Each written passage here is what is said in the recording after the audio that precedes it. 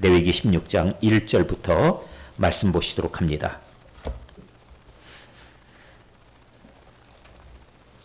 레위기 16장. 네, 성경 말씀 레위기 16장 1절부터 한 절씩 보실 터인데요. 1절부터 34절까지 한 절씩 차례대로 말씀을 보시겠습니다. 16장 1절. 아론의 두 아들이 여호와 앞에 나아가다가 죽은 후에 여호와께서 모세에게 말씀하시니라.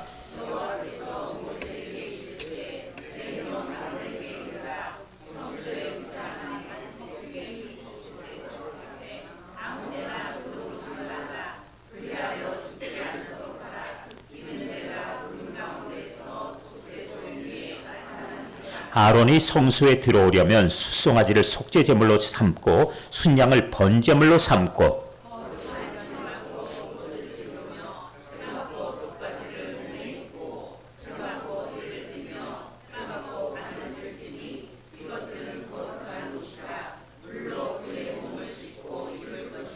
이스라엘 자손의 회중에게서 속죄제물로 삼기 위하여 수염소 2마리와 번제물로 삼기 위하여 수양 1마리를 가져갈지니라.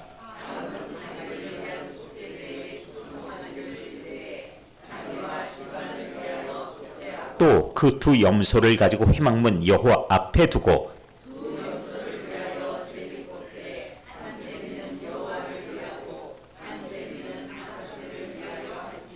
아론은 여호와를 위하여 제비 뽑은 염소를 속죄제로 드리고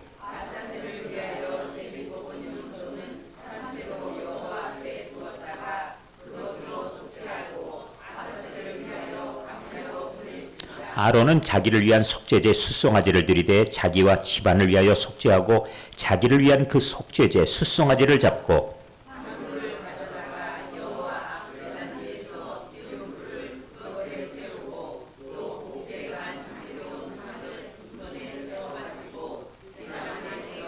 여호와 앞에서 분향하여 향연으로 증거궤 위 속죄소를 가리게 할지니 그리하면 그가 죽지 아니할 것이며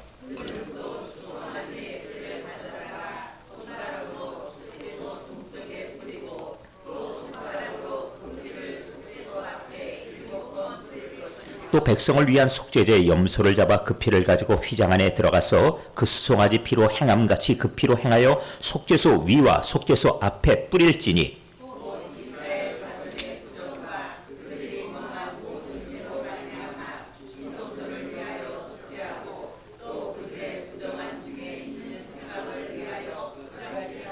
그가 지성소에 속죄하러 들어가서 자기와 그의 집안과 이스라엘 온 회중을 위하여 속죄하고 나오기까지는 누구든지 회막에 있지 못할 것이며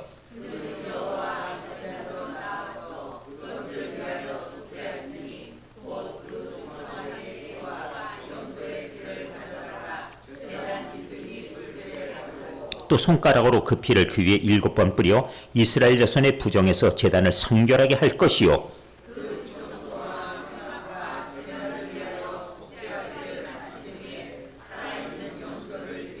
아론은 그의 두 손으로 살아있는 염소의 머리에 안수하여 이스라엘 자손의 모든 불의와 그 범한 모든 죄를 아뢰고 그 죄를 염소의 머리에 두어 미리 정한 사람에게 맡겨 광야로 보낼지니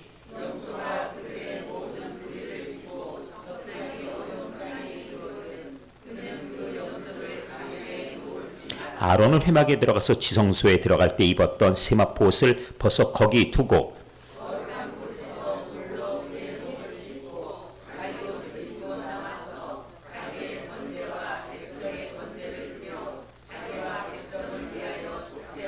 속죄제물의 기름을 제단에서 불사를 것이요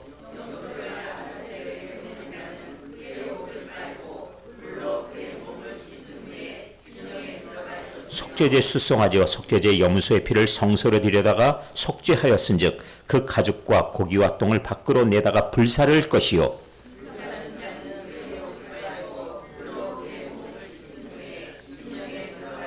너희는 영원히 이 규례를 지킬지니라. 7째 달 곧 그 달 10일에 너희는 스스로 괴롭게 하고 아무 일도 하지 말되 본토인이든지 너희 중에 거류하는 거류민이든지 그리하라.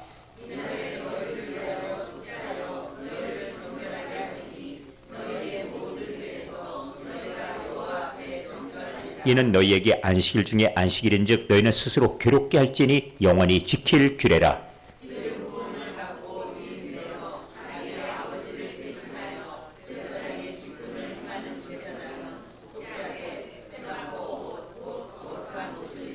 지성소를 속죄하며 회막과 제단을 속죄하고 또 제사장들과 백성의 회중을 위하여 속죄할지니 이는 너희가 영원히 지킬 규례라. 이스라엘 자손의 모든 죄를 위하여 1년에 한 번 속죄할 것이니라. 아론이 여호와께서 모세에게 명령하신 대로 행하니라. 아멘. 네, 이제 16장의 말씀 보셨고요. 저희들이 이렇게 레위기를 계속 보고 있습니다. 정말 금주 분주하게 바쁘게 이제 일들이 진행되어서 오늘 이렇게 또 교회 안에 또 장례도 있고 또 내일 서울에서 오시는 교인들 세 가정 신방을 아침 9시부터 시작합니다. 그렇게 해서 내일도 분주하게 여러 가지 많은 목회 일정들이 진행될 것입니다. 여러분들 위해서 잊지 말고 기도해 주시기 바라고요. 그리고 지금 저희들이 레위기를 계속 보고 있는데 이 레위기 보시면서 그동안에 비밀처럼 여겨졌던 그 성경이 하나하나 열리고 그리고 차츰 그 베일이 이렇게 거쳐지는 느낌이 드시죠? 제가 오늘 이제 16장을 설명할 터인데 16장의 내용 이것도 마찬가지로 여러분이 아시는 레위기, 제가 이제 앞에 레위기 부분을 상세하게 설명은 이제 안 합니다. 대신에 큰 틀만 말씀드리고 지나갈게요. 1장부터 5장 안에 5가지 제사 들어있었죠. 그리고 5장 후반부부터 6장 7장까지 제사장이 이 5가지 제사를 지내는 가운데 지킬 규례들이 설명이 조금 더 덧붙여 있었어요. 그래서 7장까지 5가지 제사에 대한 설명입니다. 이렇게 정리가 되셨죠? 그 다음에 8장부터 10장까지는 누구를 세웁니까? 제사장이죠. 그래서 제사장의 위임식이 8장. 그 다음에 위임받은 제사장이 백성들을 위해 제사하는 절차가 9장. 그런데 10장은 하나님께로부터 나오지 않은 불을 가지고 제사했던 나답과 아비후가 죽음을 당하죠.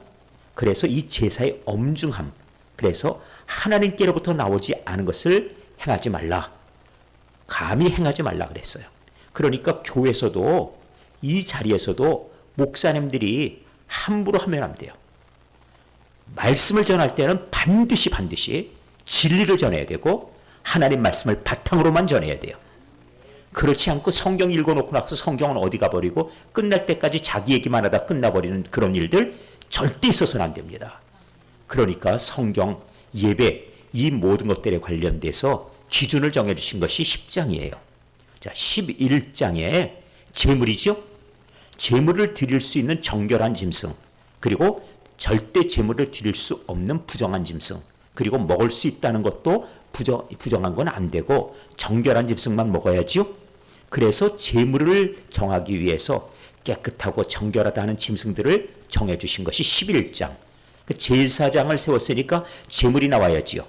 그 다음번에 12장부터 15장까지는 전부 죄입니다. 이 설명을 안 듣고 12장, 13장, 14장, 15장 계속 들여다보면 이게 뭔지를 몰라요. 왜 그러냐면 아기 낳는 얘기, 그 다음번에 나병 얘기, 유출병 얘기 나오는데 이게 도대체 뭐야? 이렇게 돼버리는데 실상 그 내용들이 죄를 언급한 것이라는 것을 알고 나서 보면은 참 묘하게 이것이 제사와 연결하여서 이것이 하나의 순조로운 하나의 흐름이 돼버립니다. 그래서 이 유출병은 제일 먼저 출산에 관한 문제는 원죄, 그 다음에 나병에 관한 문제는 자범죄. 그래서 13장, 14장은 자범죄에 대한 이야기. 그리고 15장은 유출병이었죠. 유출병은 어떤 죄? 숨겨져 있는 죄, 감춰져 있는 죄. 그렇습니다. 이게 여인으로서나 아니면은 이 병 자체가 감춰져 있는 그런 또 죄를 상징하는 그런 병이다 하는 말씀을 드렸어요. 그래서 이 죄에 대한 문제가 나왔으니 그 다음번에는 어떻게 해야 됩니까? 16장에 속죄 문제가 나와야 되겠죠. 그 대표적인 속죄가 오늘 나온 대속죄일입니다. 16장. 그래서 이 죄를 다 이렇게 열거하고 난 다음에 이 죄를 어떻게 해결 지을 수 있는가? 16장. 아주 정교하게 흘러가지요. 자, 그러면 오늘 대속죄일의 의미가 무엇인가? 그 내용은 무엇인가 하는 것을 오늘 이렇게 보시게 됩니다. 제가 이 정도로 그래서 이 요약해 드리는 것 이것을 레위기 진행하는 동안만 말씀드리고 레위기 끝나면 말씀드릴 기회가 없으니까 목사님 자꾸 또 지난주에 말씀했는데 또 말씀하고 또 말씀하고 이제는 그런데 이게 꿈속에서도 레위기 그러면 쟁쟁하게 들려야 돼요. 그래야지 나중에 레위기를 혼자서 읽으셔도 기억할 수 있고 레위기를 읽으셔도 이것이 막연한 말씀이 아니고 이 말씀이 내 눈에 들어오고 보인단 말씀이에요. 그래서 제가 이렇게 아주 귀찮게 레위기를 하는 동안 계속 말씀드리니까 저에게 귀찮다 하지 마시고 정말 어쩌면 그렇게 열심 가지고 반복 학습시켜주려고 애를 쓸까 이렇게 보셔야 돼요. 왜? 말씀 전하는데 제가 이거 요약해드리는 장장 4, 5분 걸리거든요. 그런데 그만큼을 할애해서 다시 말씀드리는 거는 레위기 보실 때 이제 남은 여생에 절대로 이 책을 어려운 책으로 인식하지 마시라 하는 그 뜻이 들어있어요. 자, 이제 16장 들어가도록 하겠습니다. 오늘 본문입니다. 오늘 16장이죠. 자, 아론의 두 아들 누구냐면 나답과 아비후 10장에서 나왔었죠. 이 두 아들이 여호와 앞에 나가다가 그 제물을 여호와 앞에서 여호와께로부터 나오지 않은 불을 사용했죠. 그래서 어찌 됐습니까? 그 불이 오히려 그 둘을 불살라 그 뒤 불타고 죽었습니다. 자, 이런 일이 벌어졌어요. 그 불이 확 일어나서 이 둘이 불에 붙어갖고 결국 불에 타 죽었습니다. 그래서 그 얘기를 합니다. 아론의 두 아들이 여호와 앞에 나가다가 죽은 후에 여호와께서 모세에게 말씀하시니라. 자, 2절 여호와께서 모세에게 이르시되 네 형 아론에게 이르라. 성소에 휘장한 법궤 위 속죄소 앞에 아무 때나 들어오지 말라. 지금 아들이 넷이에요. 나답 아비후 죽었고 이다말과 엘리에셀이 살아있어요. 그런데 그러다가 이거 또 들어오다가 잘못해서 그들이 거기 안에서 죽어버리면 그건 큰일 날 일이죠. 아들들 다 죽어버리면 이건 제사장 직분이 문제가 아니라 집안 멸망의 문제가 되어버려요. 그러니까 하나님께서 죽지 않으려면 하고 가르쳐 주시는 겁니다. 조심해라. 이렇게 조심해라. 그래서 죽음을 면하라 하는 뜻이죠. 자, 이건 하나님께서 이건 정말 친절하게 안내해 주시는 내용이에요. 자, 그러면은 조심해야 될 내용이 무엇인가 보시죠. 성소에 휘장한 법궤 위 속죄소 앞에 아무 때나 들어오지 말아라. 그러니까 하나님이 허락하신 때 정한 때만 들어와라. 준비하고 들어와라. 모든 것을 잘 갖추어서 들어오라 하는 뜻이에요. 자, 그러면은 이제 그 내용으로 봅니다. 그리하여 죽지 않도록 하라. 이는 내가 구름 가운데서 어디 나타나시니까. 하나님의 임재하는 어디요? 속죄소. 이 속죄소에 하나님 임재하신 곳에 들어와서 하나님 대면하는데 그가 거룩하지 못한 모습 그리고 하나님 앞에 온전하지 못한 모습이면 죽는다는 거예요. 이 자리는. 왜 그러냐면은 지금 보세요. 2절 네 형 아론에게 이르되 어디? 성소의 휘장 아니죠.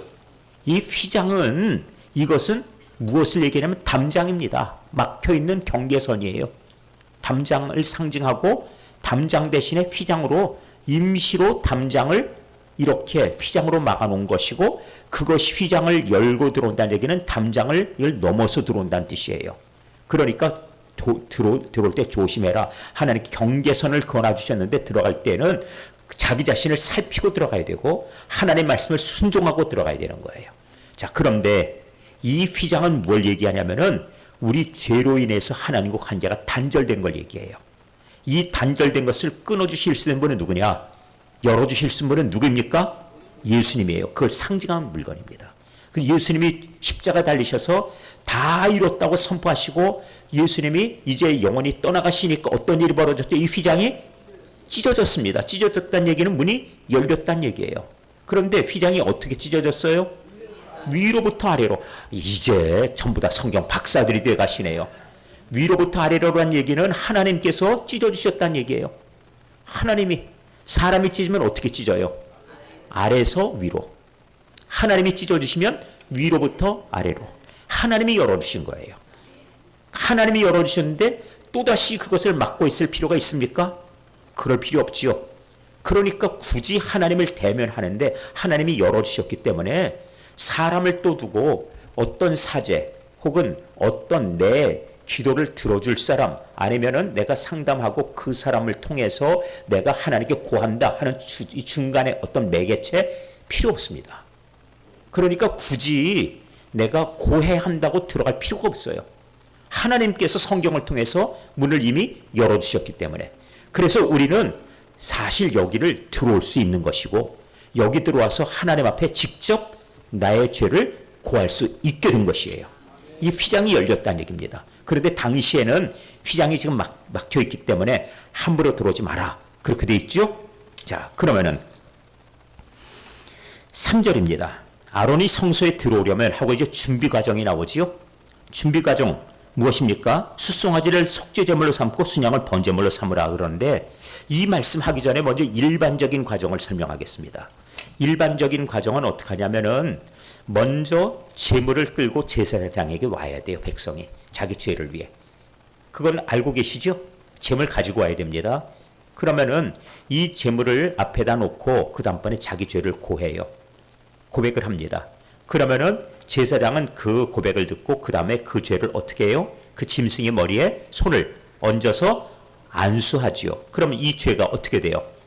짐승에게 가지요. 그리고 나서 이 짐승을 잡아요. 그러면은 잡을 때, 이 구체적으로 표현해도 되나요? 칼로 목을 찔러요. 그럼 피가 나오지요? 그럼 그릇에 피를 받고 짐승은 죽습니다. 이 피가 나왔다는 얘기는 짐승이 죽었다는 뜻이에요. 그러니까 짐승의 생명을 대신해서 피가 나온 겁니다. 그럼 이 피를 가지고 이 성소에 들어가서 그 피를 하나님 앞에 뿌려야 돼요. 그렇게 해서 속죄를 했습니다. 이게 일반적인 양식이에요. 그런데 오늘은 대속죄일을 얘기할 겁니다. 대속죄일은 언제냐면은 이스라엘 달력으로 7월 10일이에요. 다시 말씀드립니다. 언제? 7월 10일. 어디 나와 있나 하면은 오늘 성경 읽으셨는데 기억하십니까? 29절. 너희는 영원히 이 규례를 지킬지니라. 29절 찾으셨나요? 네, 거기 뭐라고 나와요? 몇째 달? 일곱째 달이나 나오지요? 일곱째 달은 몇 월? 7월이요. 그 다음번에 곧 그 달 며칠? 그러면 7월 10일이에요. 이날. 자, 그 29절에서 설명할 터이니까 날짜만 보고 다시 앞으로 돌아가겠습니다. 날짜는 봤어요. 이 속죄일에 7월 10일 날 이제 그들이 할 일이 있어요. 아론이 성소에 들어오려면 이제 제일 먼저 할 일이 있습니다. 무엇인가 하면은 자기 자신을 위해서 속죄를 해야 됩니다. 자, 먼저 숫송아지를 속죄제물로, 순양을 번제제물로 삼고, 자, 제일 먼저 할 일은 죄의 문제죠. 죄의 문제를 해결하기 위해서 첫 번째 제사는 속죄제예요. 두 번째 제사는 그 다음번에 죄를 사해 주셨으니까 감사하고, 그리고 나에게 주신 사명과 직분을 위해서 헌신하겠다고는 고백을 해야지요. 그거는 무슨 제사입니까? 번제죠. 이미 벌써 우리 1장부터 공부하신 분들은 다 알고 계시죠? 헌신의 제사는 번제. 그러니까 번제 제사, 이 헌신과 감사를 위한 이 제사, 번제 제물, 이 두 가지를 가지고 와서 먼저 속죄제를 정한 대로 하고, 그 다음번에 두 번째 이 번제가 끝나면 또 한 번 제사해야죠. 어떤 제사? 번제. 이렇게 제사를 지금 이어서 합니다. 그래서 속죄제물, 그 다음에 번제물, 이것을 삼아가지고 그 다음번에 거룩한 세마포 속옷을 입으며, 속옷이라는 것이 우리가 얘기하는 러닝, 팬티 뭐 이런 속옷이 아니에요. 그게 아니라 여러분들 한복 보면은 속치마 같은 거 있죠. 속치마. 그게 속옷이에요. 무슨 얘기냐면 치마를 입었는데, 그런데 이 속치마를 왜 입습니까? 속안이, 몸속에 라인이 몸에 이 선이나 아니면 몸이 이것이 비춰지지 않도록 하는 역할이죠. 그게 속치마의 역할이죠. 속옷은 바로 그거예요. 자기 몸을 하나님 앞에 드러내 보이지 않게 하는 그 속옷이, 이게 바로 여기 얘기하는 속옷의 의미예요. 자기 자신을 나타내거나 드러내지 않는 것.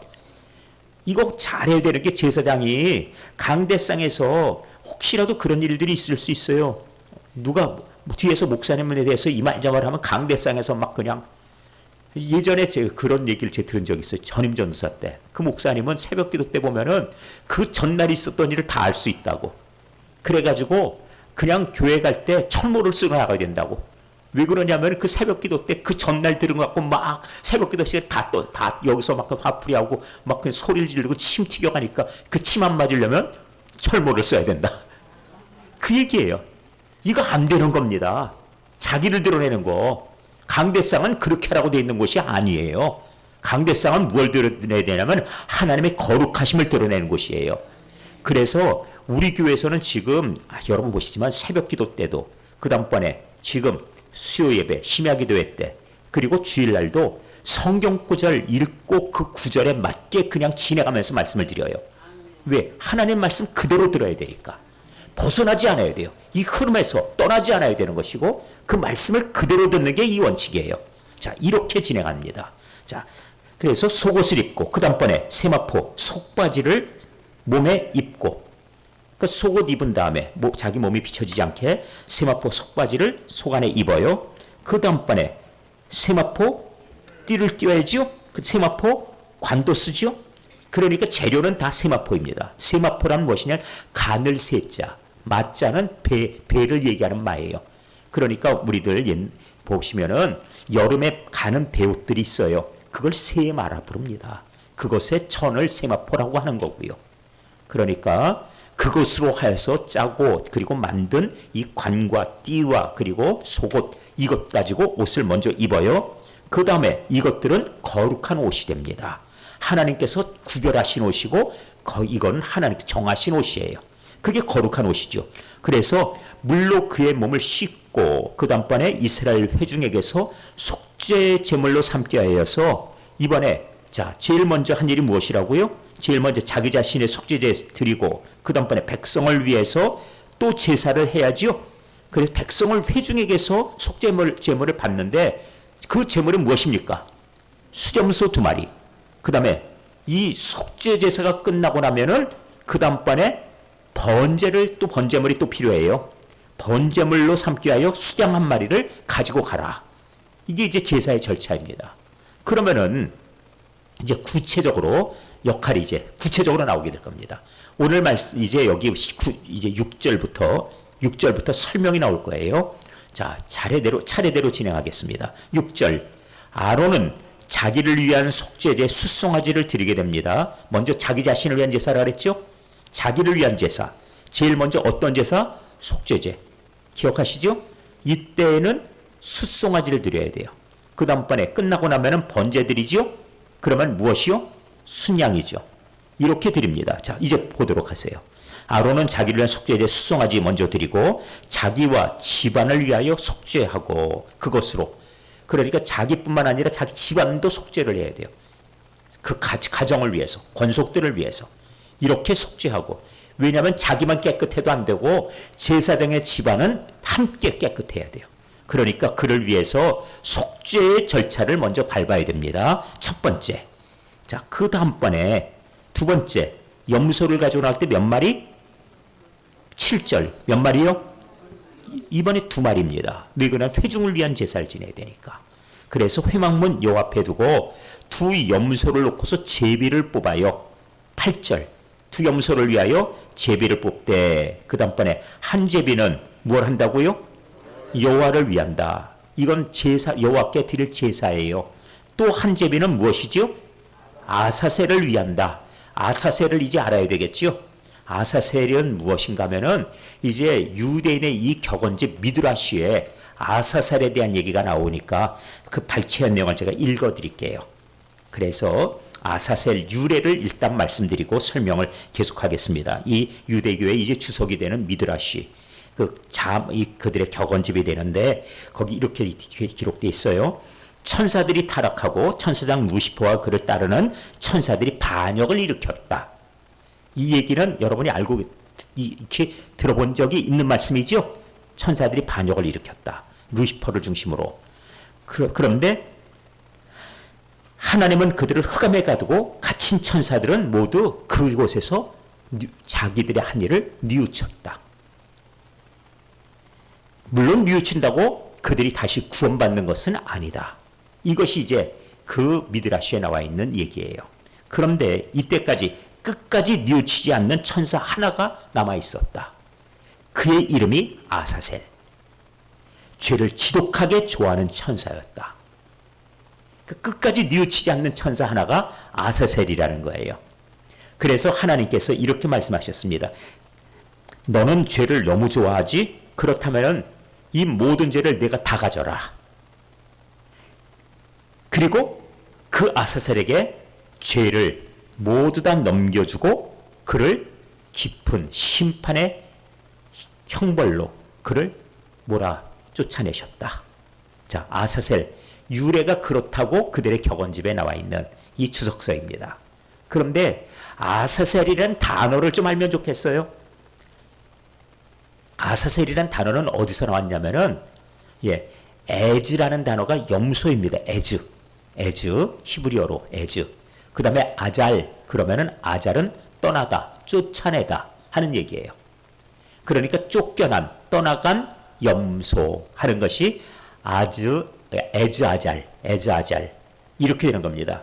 그래서 에즈 아잘 하는데 에즈 아를 빨리 해서 에자잘 이렇게 된 거예요. 그래서 우리 성경으로는 아사셀이라고 써 있는 겁니다. 그러니까 히브리어로 읽을 때는 에즈 아잘이에요. 자, 이제 떠나간 염소 하는 뜻으로 이해가 되셨죠? 그런데 이 떠나간 염소는 무엇이라고요? 이 사람의 죄를 그리고 회중들의 이 백성들의 모든 죄를 그 머리에다가 얹어주고 네가 가지고 가라 하고 어디로 쫓아내요? 광야로 쫓아냅니다. 그럼 이 광야로 쫓겨난 짐승은 이 염소는 어떻게 되는가? 염소가 혼자서 광야에 나가면은 들고 뛰는 이 맹수를 절대 피할 수가 없어요. 그런데 만일 그가 저 높은 산으로 만일 그가 올라간다면요, 높은 산에서야 이리 뛰고 저리 뛰면서 도망도 다니고 해보겠지만 이 넓은 광야에서 염소의 발로 해서 그 늑대나 아니면 여우나 아니면은 그 우리가 실랑이라 부르는 살쾡이 뭐 아니면은 그 밖에 승냥이 이런 짐승을 절대 피할 수가 없다는 얘기입니다. 그러면은 잡히면 어떻게 되지요? 찢겨서 죽는 겁니다. 그러니까 결국 죄로 인해서 처참하게 죽게 된다. 찢겨 죽는다라고 하는 결과를 안고 나가는 바로 쫓겨나가는 짐승 염소가 바로 아사셀 약이에요. 염소입니다. 아사셀 염소. 자, 이렇게 이제 정리가 되셨죠? 아사셀을 제가 다시 설명 안 해도 되겠죠? 자, 이 염소의 머리에다가 안수하면서 백성들의 죄를 전가해 준다. 그리고 그렇게 쫓아냈다 하는 뜻입니다. 자, 이렇게 이제 이해하고 본문을 계속해 보겠습니다. 자, 8절 두 염소를 위하여 제비 뽑아서 한 염소는 여호와를 위하여 제사를 지내고 하고 주석을 붙이고 설명합니다. 그 다음에 또 한 제비 뽑아서 세운 염소는 아사셀을 위하여 할지며. 자, 그러니 이제 광야로 나가게 되죠. 아론은 여호와를 위하여 제비 뽑은 염소를 먼저 첫 번째 여호와를 위한 제사는 속죄제로 드린다. 회중을 위해서. 그리고 아사셀을 위해 제비 뽑은 염소는 산채로 여 앞에 두었다가 그것으로 속죄하고는 죄를 전가하는 거지요. 그 다음번에 아사셀을 위하여 광야로 내보내라. 이렇게 말씀하고 있습니다. 자, 그러면은 이제 회중을 위한 제사, 이 절차를 말씀을 드렸어요. 11절 아론은 자기를 위한 속죄제 수송아지를 첫 번째 드립니다. 그 다음에 자기의 집안을 위하여 속죄를 해야지요. 또 그 다음에 자기를 위한 그 속죄제 수송아지를 먼저 잡고 이 수송아지를 잡는 것은 속죄 제사입니다. 그 다음번에 향로를 가져다가 요압 제단 위에서 피운 불을 그것에 채우고 또 곱게 간 향기로운 향을 두 손에 채워가지고 어디에 들어갑니까? 휘장 안에 들어갈 때 휘장 안에 누가 계신다고요? 여호와께서 임재하신다. 이렇게 이해를 해야 돼요. 그러니까 사람의 모습 가지고 들어갈 수가 없어요. 그때는 어떻게 해요? 자기 자신을 가려야 되겠죠. 그러니까 그 안에 여호와께서 사람에게 나타나실 때 이 구름으로 나타나시고 연기 가운데 나타나시고 이렇게 했거든요. 마찬가지로 향을 통해서 그것을 피우면서 들어가야 돼요. 향을 가지고. 이렇게 해서 자기 자신의 존재의 모습을 가리면서 들어가야 됩니다. 이렇게 명하셨어요.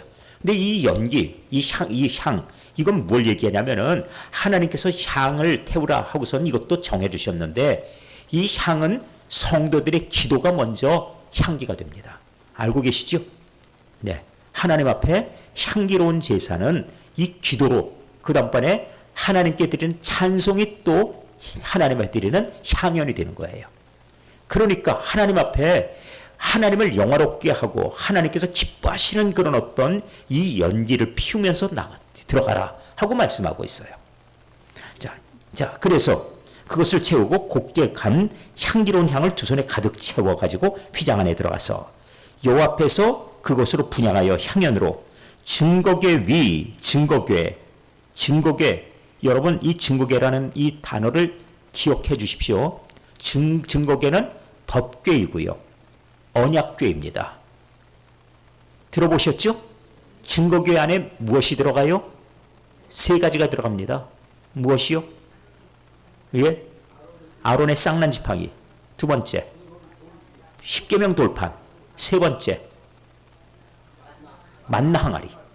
그러면 이것이 왜 증거궤이냐? 증거궤라고 했으니까 왜 증거궤냐? 증거니까 증거궤예요. 다시 말씀을 드립니다. 증거물 드립니다. 세 가지는. 오늘 이거 한 가지 알아가셔도 상당한 지금 의미가 있는 말씀이에요. 증거궤라고 불린 이유가 무엇인가를 알아야 되겠죠? 세 가지 증거물입니다. 그럼 무슨 증거요? 죄 지은 증거입니다. 죄 지은 증거. 첫 번째, 만나 먹을 때 하나님 앞에 어떻게 해서 만나가 왔어요? 그들이 하나님께서 알아서 주셨습니까? 불평해서 주셨습니까? 불평해서 주신 겁니다. 불평해서. 우리 다 굶어 죽게 됐다고. 그럼 하나님께서 그들을 위해서 굶겨 죽이려고 광야로 데리고 나오셨을까요? 그거 아닌데. 하나님께서 어련히 알아서 주실 터인데 기다리지 못하고 먼저 조급해서 쌀 떨어져 간다 이거예요. 그러니까 하나님 앞에 모세에게 와가지고 막 항의하고 불평하고 우리 다 굶어 죽어 차라리 놔두지 이렇게 하고 있었거든요. 그래서 모세가 하나님 앞에 하나님 이러다고 저들이 날 향해서 날 죽이겠습니다. 하나님 어찌하면 좋아요? 그랬더니 내일 아침 너에게 하늘로부터 내려주마 그러신 거예요. 그게 증거물입니다. 불평하던 이들. 근데 사람이 사는 것이 무엇으로 산다고요? 떡으로만 사는 것이 아니라는 겁니다. 무엇으로 살아요? 여호와 입에서 나오는 말씀으로 산다. 이렇게 말씀하셨는데 그것을 증거하시는 물건이 바로 이 만나예요. 왜냐하면 그들에게 만나를 주었더니 만나 먹고 그들이 결국은 하나님을 거역하고 말씀 떠나 죽었지. 그들이 굶어 죽은 사람은 광야에서 없더라 이거예요. 40년 동안. 그러니 결국 사는 거는 하나님께서 어련히 알아서 준비하시고 살게 해주세요. 그러니까 하나님 우리가 지금 만나만 먹어서 하나님 우리로 하여금 또 새로운 걸 주십시오 하면 되는데 또 와가지고 또 난리하고 이것만 먹어서 이제는 물렸고 어쩌고 하니까 고기를 그러면 내가 너희들이 그냥 아주 입에서 아주 실증이 나가지고 고기가 절레절레 그렇게 너희들이 그 신물이 날 때까지 고기를 주마. 그래서 고기를 하늘에서 막 쌓아주시는 땅에다가 얼마나 많이 그냥 그 메추라기를 갖다가 몰아가지고 땅바닥에 갖다 주셨는지 땅바닥에 이만큼 쌓였다는 거예요. 그래서 가지고 이 메추라기를 또 그렇게 또 먹게 해주셨거든요. 하나님은 얼마든지 우리의 필요를 먹을 것을 채워주실 수 있는 분인데 그 믿음이 없으니까 굶어 죽는다 소리를 하는 거예요. 그러니까 그 물건은 하나님께 불평한 증거. 그 다음번에 그거를 주셨는데 그들이 하나님 말씀을 따라요? 광야에서 다 멸망한 자들 보면 굶어서 멸망한 것이 아니고 불순종해서 멸망했다 이거예요. 그리고 불순종한 증거가 무엇이냐면은 하루 치고 오더라 그랬죠. 그랬더니 그 말씀 듣고 어떻게 해요? 내가 내일 아침에 내가 나와가지고 이거 거두는 거 안 할 거야. 내일 준다고? 그걸 어떻게 알아? 내일 돼봐야 알지. 근데 내일 안 내리면 어떡하지? 이 생각을 한 사람이 있어요 또. 아, 참 야무지고 똑똑하네요. 그럼 차라리 오늘 그럼 며칠치 걷어놓으면 되지. 그리고 3일치 걷고 일주일치 걷어놓자. 이러는 사람들이죠. 그런 사람들 그 다음에 어떻게 돼버렸어요? 이게 다 걷어놓은 것이. 벌레나고 다 이게 다 썩었어요. 그러니까 모세가 진노하지요. 그러면서 너희들이 진짜 말 죽어 안 들어 먹는 이 속속들이구나. 어찌 종자가 이러냐. 이 책망을 하지요. 바로 불순종의 바로 그 증거가 첫 번째 증거예요. 십계명 돌파는 첫 번째가 어디 갔느냐? 하나님이 다시 만들어 주셨지요. 그러니까 두 번째 건 무엇이에요? 첫 번째 것이 없어진 것을 기억하라는 뜻입니다. 내가 말씀 줄 때 너희들 하는 거 보니까 알아봤다. 말씀 받는 그날 어쩌면 우상 숭배하고 앉았고, 그리고 너희가 우상 만들어 놓고 나서 이것이 여호와라고 하고선 그리고 너희들끼리 축제한다고 그러고 있더냐. 그러니까 너희는 내 말 안 들어서 십계명 돌판 그거 계약 이미 벌써 계약 깨졌어. 너희는 어차피 그렇다고 해서 다니면서 내 말을 듣는 이 족속들은 아니야 하는 증거물이에요. 그런데도 나는 너희에게 그것을 요구하마 하는 것이 바로 십계명 돌판입니다. 두 번째 증거예요. 세 번째 증거는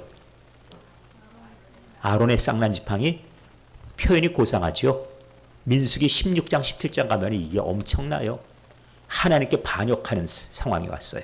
왜 그러냐면은 그 정탐꾼들이 10명이 그냥 엉뚱한 소리 했거든요. 그래가지고 백성들이 우리 저기 가면 다 죽는데 하고서 막 소리 높여 울고 통곡하고 난리하고 있으니까 하나님께서 그걸 보시고 뭐라 그래요? 너희가 못 들어간다 했느냐? 그러면은 돌아가라. 광야로 가라. 거기서 너희 다 죽는 거로 하자. 이렇게 하셨죠. 그랬더니 이 모세가 거기서 답답하잖아요. 하나님 어찌하면 좋습니까? 내가 너를 통해서 민족 다시 만들라 했더니 하나님 그러시면 안 됩니다. 그렇게 하면 하나님께서 그 백성들을 인도할 능력이 없어서 여기서 다 죽었다고 할 거예요. 그러니까 그런 얘기도 안 듣도록 하나님 긍휼을 베풀어 주십시오 그랬더니 하는 말씀이 그렇다면 내가 기다려서 저 백성들을 결국 데리고 들어가되 못 들어간다 하는 자들만 못 들어갈 것이다. 그 대신에 기다려야 된다 했죠. 그랬더니 돌아가게 됐어요. 어쩔 수 없이 이제 우리 말씀 잘 들을래요 막 얘기를 하는데 하나님께서 아니다. 이미 벌써 못 들어간다는 자들은 이미 벌써 문은 닫혔다 해버리신 거예요. 그러니까 그들이 돌아가다 말고 화가 나잖아요. 그러니까 여기서 또 성질 나는 사람이 있어요. 또 이제 똑똑한 사람이죠. 그리고 또 약간 또 이제 프라이드가 있는 사람 고라가 나섰어요. 아니죠. 모세, 아론 그들은 우리 지파의 대표가 아니었어. 왜 저들이 나와서 난리야? 원래 우리 지파는 고라가 장자야. 그러니까 레위 지파의 대표는 고라가 돼야지 왜 저 모세오가 아론이 났어. 저 지경에 야, 이 고라야. 네가 이끌어라. 그리고 우리 애굽 가자. 이래버린 거예요. 알고 계시죠? 그 민수기 13장 14장이 이 여리고 정탐 그리고 16장에 가서 돌아가라 하는 내용으로 가가지고 16장에 반역이 시작되는데 고라를 중심으로 다단, 아비람, 온 이런 사람들이 250명의 족장들을 통해서 연판장을 받아요. 그래서 우리 돌아가기로 했다. 그리고 지도자는 이제부터는 모세가 아니고 왜? 이들은 결국 우리를 광야에서 다 죽을 때까지 있으랜다. 그러니까 우리 고라와 함께해서 가자. 이렇게 돼버린 거예요. 이 심각하죠. 250명의 족장. 이 족장 하나가 예를 들어 1000명씩만 소속해 있다 하면 25만 명입니다. 이건 대세예요, 대세. 그런 상황이니까 어마어마한 지금 상황이 돼버렸어요.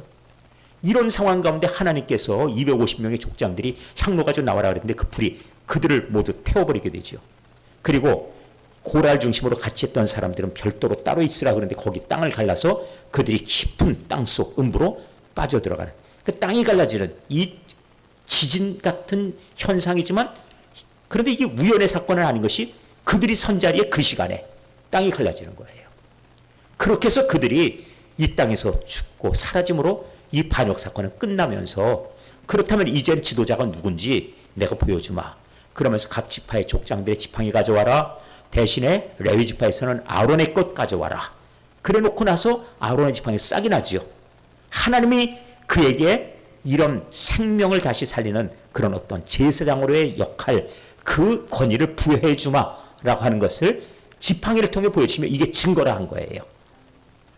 그 증거는 반역했던 증거에 대한 답입니다. 그러니까 증거 무서운 증거죠. 오늘 제가 지금 이 시간에 설명한 증거 이거 한 가지는 꼭 기억하셔야 돼요. 무슨 증거요? 어떤 증거? 물건을 제가 대란 뜻이 아니에요. 어떤 의미의 증거입니까? 반역하고 불평하고 하나님을 향해서 대적한 증거들이에요. 불순종한 증거들이고. 그러니까 이 증거물을 하나님께서 백성들 가운데 놓고 너희는 그런 족속들이야. 너희는 그렇게 했어. 그런데 너희에게 무엇이 필요하다고요? 죄에 대해서 어떻게 해요? 속죄가 필요하다. 그러니까 거기다 피를 갖다 부으라는 얘기예요. 피를 뿌리고 부어라. 그래야만 용서해 주마. 그래서 증거교회예요. 그래서 증거교회 이름 아셨죠? 그 다음에 언약교회는 무슨 뜻이에요? 거기에 피를 붓고 피를 뿌리면 어떻게 한다고요? 용서해 주마. 그 언약이에요. 그래서 법궤 할 때는 하나님의 법은 결국은 거기에 피를 뿌려야 돼요. 피 뿌렸다는 얘기는 죽었다는 얘기입니다. 누군가가. 그렇지요? 죽음을 봐야 된다. 이 죄값으로 죽음 필요하다. 하나님의 공의의 법. 그런데 이 피를 뿌림으로 하여서 하나님께서 죄를 덮어준다. 죄를 사하여 준다 하는 또 하나의 사랑의 법. 그래 이것이 법궤란 뜻이에요. 자, 다시 한번 법궤 의미가 있습니까? 사랑과 용서의 법이 있지만 하나님의 공의의 법도 들어있지요. 왜? 피를 뿌려야 되니까 죽음이 있어야 돼요. 그래서 법궤입니다. 증거궤라는 뜻은 어떤 증거? 이스라엘 민족의 죄에 대한 증거. 그들의 죄를 딱 짚을 수 있는 이 물건 봐라. 이 물건이 어디서 나왔느냐? 너희가 하나님께 반역하고 거역했던 것, 불순종했던 것들 그 증거물들이다 하는 그 뜻이죠. 언약궤는 하나님께서 여기 피를 뿌리면 용서해 주마 하는 사랑의 언약에 그 모든 약속이 들어있는 그런 궤가 된다는 뜻이에요. 자, 이제 그 단어 뜻이 잘 설명됐습니까? 그래서 구분도 할 줄 알아야 돼요. 같은 의미가 들어있는 같은 물건이지만 그 호칭 따라서 의미는 조금씩 다 다르다. 이렇게 이해를 하셔야 됩니다. 이 설명을 알고 나서 이 궤를 받을 줄 알아야 돼요. 자, 나중에 이 법궤 얘기할 때 다시 조금씩 더 언급해 드리도록 하겠습니다. 자, 이제 또 가도록 하죠. 16장. 자, 승층거계 위 속죄소를 가리게 할지니 그러면 그가 죽지 아니할 것이며 그랬죠. 그리고 이 연기를 가지고 가리라는 얘기예요. 자, 그 다음에 14절. 그는 또 두 송아지의 피를 가져다가 손가락으로 속죄소 동쪽에 뿌리고 속죄소라고 얘기했죠. 속죄소는 어딘가 하면 이 법궤 위에 하나님께서 법궤를 두시고 그 동쪽에다가 법궤 방향을 정하신 거예요. 그러니까 거기다 피를 뿌려야 됩니다. 손가락으로 그 피를 속죄소 앞에 몇 번? 7번이에요. 7번이란 얘기는 완전수인데 죄를 완전하게 하나님께 사해 주셨다고 하는 표시입니다. 피라고 하는 것은 생명을 전제로 해서 나오는 거예요. 죽어서 피가 흘러나왔잖아요. 양이 죽어서. 염소가 죽어서. 속죄 제사로 해서 피가 나왔죠. 이 피를 뿌렸다는 얘기는 그 짐승이 죽었다는 뜻입니다. 그런데 이것을 1년마다 자꾸 7월 10일 날 해야 돼요. 왜 그러냐면은 이 짐승의 피 갖고 사람의 죄는 완전하게 해결이 안 돼요. 그래서 1년 후에 또 합니다. 그런데 우리가 히브리서에서 보셨죠. 영원한 제사장이신 예수 그리스도의 이 죽으심은 이 모든 하늘로부터 온 이 속죄의 모든 이 약속이 완성되는 제사예요. 그래서 예수님의 제사는 자기 자신을 속죄제 제물로 화목제물로 하여서 자기 자신의 생명을 주시고 피를 뿌렸죠. 이 피가 뿌려짐으로 하여서 제사가 하나님의 약속 속죄의 모든 것들이 완성되는 겁니다. 그래서 우리는 또다시 그 다음에 7월 10일 날 또 속죄 제사를 드립니까? 안 드려요. 왜? 속죄의 모든 약속이 완성됐기 때문에.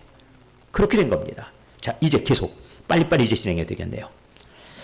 자, 15절. 또 백성을 위한 속죄제 염소를 잡아 그 피를 가지고 휘장 안에 들어가서 수송아지 피로 행함같이 그 피로 행하여 속죄소 위와 속죄소 앞에 뿌릴지니 이 염소의 피를 가지고 뿌립니다. 또 이스라엘 자손의 부정과 그들이 범한 모든 죄로 말미암아 지성소를 위하여 속죄하고 또 그들의 부정한 중에 있는 회막을 위하여 그같이 할 것이라. 그 회중을 위해서 이 피를 가지고 뿌려서 속죄의 모든 절차를 따르라 하고 말씀했어요. 그가 지성소에 속죄하러 들어가서 제일 먼저 한 일은 자기와 그의 집안과 그 다음은 누구요? 이스라엘 온 회중이 하여 속죄하고 나오기까지는 누구든지 회막에 있지 못할 것이며, 다시 말하면은 여기에 하나님께 지정하신 사람 아니면 못 들어가요. 한 사람밖에는. 왜? 나중에 영원한 대제사장 예수님만이 우리의 속죄를 가능하게 할 뿐이기 때문에 한 사람의 그 죽음으로 하여서 완전한 사람으로 오신 예수님 상징하기 위해 한 제사장 한 사람만 들어가게 합니다. 그 사람을 호칭해서 대제사장이라 그해 이렇게 우리가 부르는 거예요. 그래서 대제사장 한 사람만 들어갑니다. 다른 사람 못 들어가요. 그는 여호와 앞에 제단으로 나와서 그것을 위하여 속죄할지니 곧 그 수송아지 피지요. 그 다음에 염소의 피지요. 가져다가 제단 귀퉁이 뿔에 바르고 또 손가락으로 그 피를 그 위에 몇 번? 또 여기도 7번 또 뿌려요. 그래서 이스라엘 자손의 부정에서 제단을 성결하게 할 것이요. 피를 7번 뿌리면 하나님께서 그 피를 보시고 생명이 죄값으로 생명의 죽음이 있었구나. 죄값을 치렀구나. 하나님의 공의가 완성되는 것을 하나님이 인정하실 겁니다. 그래서 7번 뿌려요. 그리고 그 지성소와 회막과 제단을 위하여 속죄하기를 마친 후에 살아있는 염소, 이거는 살아있는 염소를 드리되 이거는 아사셀인가 봅니다. 그래서 아론은 그의 두 손으로 살아있는 염소의 머리에 두 손으로 안수해요. 양손으로 머리에 안수하여서 이스라엘의 자손의 모든 불의와 그 범한 모든 죄를 아뢰고, 그리고 그 죄를 염소의 머리에다가 전가하여 두어서 그 단번에 미리 정한 사람에 맡겨 광야로 내쫓아 보낼지니 하는 거예요. 자, 그 다음에 염소가 그들의 모든 불의를 지고 접근하기 어려운 땅에 이르거든 그는 그 염소를 광야에 놓을지니라. 이렇게 이제 광야에 이제 내보내는 겁니다. 그 다시 돌아오지 못하게. 아론은 회막에 들어갑니다. 지성소에 들어갈 때 입었던 세마포 옷을 벗어 거기 두고 이제 대제사장으로서 예식이 끝났어요. 그럼 대제사장의 옷은 벗어서 둡니다. 그 다음번에 할 일이 있어요. 거룩한 것을 물로 먼저 자기 몸을 씻어요. 그리고 이번엔 누구의 옷을 입습니까? 이번에 대제사장의 예복이 아니고 제사장의 옷을 입습니다. 자기 옷. 자기 제사장의 옷. 대제사장의 옷과 무엇이 달라요? 대제사장은 1년에 한 번 이 지성소에 들어갈 때 옷에 방울이 달려 있어요. 끈이 달려 있고. 그러니까 딸랑딸랑 소리가 나야 됩니다. 만일 부정한 어떤 상태, 준비되지 않은 상태로 들어가면 하나님께서 그를 거기서 어떻게 그를 죽이셨어요. 그래서 이 제물이 만일 합당하지 않으면은 그가 죽어서 그가 그 생명으로 대신해야 돼요. 대제사장은 그 살고 죽는 문제를 가지고 1년에 한 차례 들어갈 것을 자기가 준비해야 됩니다. 그 해 들어갈 때. 그 두렵고 떨리는 마음으로. 그래서 딸랑딸랑거리는 소리가 나면 살아있는 거고, 이 소리 안 나면 그 옷에 달려있는 끈을 잡아다녀서 그 시체를 끄집어내야 돼요. 누가 대신 들어갈 수가 없어요. 이 대제사장의 옷, 그 옷을 벗어놓고 나오는 거예요. 그리고 자기 옷을 입습니다. 일반 제사장의 옷이죠. 그 옷을 입고 그 다음번에 나와서 자기의 번제와 백성의 번제를 드려 자기와 백성을 위하여 속죄하고 그 다음에 속죄제물의 기름을 제단에서 불사르라. 자, 이제 나온 다음에 이제 또 한 번 하나님의 은혜를 입어서 속죄제물과 그리고 번제를 또 드리라 하고 말씀해요. 자, 속죄제물 26절 염소를 아사셀에게 보낸 자는 그의 옷을 빨고 이제 아사셀 일을 한 사람이죠. 이 사람도 똑같이 해야 됩니다. 그 다음에 또 마찬가지로 27절 속죄제 수송아지 속죄제 염소의 피를 성소로 들여다가 속죄했은즉 그 다음번에 여기서 나온 가죽 고기 똥을 밖으로 내다가 이건 불살라 버려야 됩니다. 아사셀에 관련된 것들은 그 다음번에 불사른 자도 역시 옷을 빨고 자기 몸을 씻어야지요. 그것이 28절. 그래야지 그 다음번에 진영에 들어갈 수 있다 하는 얘기예요. 자, 너희는 영원히 이 규례를 지킬지니라. 7월 10일 날 너희는 스스로 괴롭게 하고 아무 일도 하지 말아라. 본토인이든 너희 중에 거류하는 거류민이든지 그리하라. 아무 일도 하지 말라는 얘기는 무엇이냐면 속죄일 날 이걸 뭐라고 부르냐면은 샤바톤이라 불러요. 무엇이냐 안식일 중에 안식일이란 단어인데 이 단어는 하나님께서 구원을 이루실 것이고 속죄를 해주실 것이지 우리가 할 역할이 있다 없다? 없다는 거예요. 그러니까 아무 일도 하지 말라는 얘기는 하나님께로부터 구원이 온다는 뜻입니다. 우리 역할은 없어요. 그래서 아무 일도 하지 않아야 돼요. 안식이라는 얘기가 뭐냐면 그냥 논다는 뜻이 아니고 쉰다는 뜻이 아니라 우리 할 일이 없다. 하나님이 하실 일이다 하는 뜻이에요. 거기다가 그들이 그곳에서 자기 자신이 할 일은 속죄에 관해서 할 일은 회개하고 자복하고 하나님의 용서를 기다리는 겁니다. 그것밖에 할 일이 없어요. 그리고 나서는 나머지 다 하나님이 하실 일이에요. 자, 이날에 너희를 위해 속죄하여 너희를 정결하게 하리니 너희 모든 죄에서 너희가 여호와 앞에 정결하리라. 자, 이는 너희에게 샤바톤 안식일 중에 안식일인즉 나오지요. 네, 안식일 중에 안식일. 그러니까 안식일의 완성. 예, 제가 안식일을 따로 한번 또 설명을 드릴 거예요. 절기 설명할 때 할 겁니다. 너희는 스스로 괴롭게 할지니 영원히 지킬 규례라. 이 괴롭게 할지니는 회개하고 있으라는 얘기예요. 구원을 이루실 하나님을 위해서. 기름 부음 받고 위임되어 자기 아버지를 대신하여 제사장 직분 행하는 제사장은 속죄하되 이건 세마포 옷 곧 거룩한 옷을 입고 제사장의 옷이죠. 그 다음번에 지성소를 속죄하며 회막과 제단을 속죄하고 또 제사장과 백성의 회중을 내 속죄할지니 대제사장의 역할입니다. 이는 너희가 영원히 지킬 규례라. 이스라엘 자손의 모든 죄를 위하여 1년에 한 번 7월 10일 날 속죄할지니 속죄할 것이니라. 아론이 여호와께서 모세에게 명령하신 대로 행하였다 하는 것이 말씀입니다. 자, 제가 부가적으로 설명한 내용을 가지고서 성경을 읽어보니까 설명이 됩니까? 그러시면 좋겠어요. 설명이 되면. 안 되시거든 그러면 저에게 메모를 해서라도 언제라도 질문하시고요. 그리고 저는 지금 이렇게 핵심적인 내용을 말씀드렸습니다. 다시 말씀드리면 죄에 대해서 계속해서 원죄, 자범죄, 숨겨진 죄 그리고 그 죄를 속하기 위한 대속죄일의 사건까지 오늘 말씀을 드렸습니다. 그럼 다음 주는 제사를 드릴 장소 이 부분으로 넘어갑니다. 그러니까 계속 제사에 대한 얘기가 끝없이 나가고 있죠. 이것이 바로 레위기예요. 내용을 알면은 흥미롭고 또 한편으로 말씀 속에 은혜가 있습니다. 모르면은 수수께끼고 모르면 졸립니다. 그렇지만 우리는 레위기를 통해 말씀 들었으니까 성경을 한번 읽어보자. 성경이 보이는가? 한 구절 한 구절 읽으면서 그 뜻이 이렇게 그리고 또 모르는 것 있으면 제가 또 반복해서 드리는 말씀이 있으니까 계속해서 채워가시기 바랍니다. 자, 이제 시간이 다 됐으니까 기도 시간으로 넘어갑니다. 우리 기도하는 가운데 하나님 앞에 이젠 우리가 이런 기도를 드릴 수 있으면 좋겠어요. 하나님, 저희가 레위기의 말씀을 벌써 16주간을 들었습니다. 그런데 예배자의 자세로 그 정신을 올바로 갖게 하옵소서. 예배라고 하는 것은 그냥 주일날 1시간 왔다 갔다 하는 뜻이 아니라 내 삶이 드려져야 되고 속죄의 은총 앞에 하나님 앞에 나오는 것이고 하나님이 나를 아시기 때문에 하나님 앞에 내 죄를 자복하고 하나님께서 베푸신 사죄의 언약이 이루어지는 은혜의 만남의 자리다 하는 그 의미를 가지고 내 삶을 어떻게 가지고 나올 것인가 이 부분에 대해서 먼저 속죄의 제사 그 다음번에 번제를 드리라 하는 이런 것들이 어떤 의미가 있는가 하는 것을 들은 만큼 하나님 앞에 예배자의 올바른 자세를 위해 기도하시면 좋겠습니다. 첫 번째예요. 두 번째는 우리 교회가 내년도에 교회 학교를 지금 저희들이 세우게 되는데 교회 학교라고 하는 것은 어린이, 중고등부, 청년만 얘기하는 게 아니라 노년 세대도 교회 학교입니다.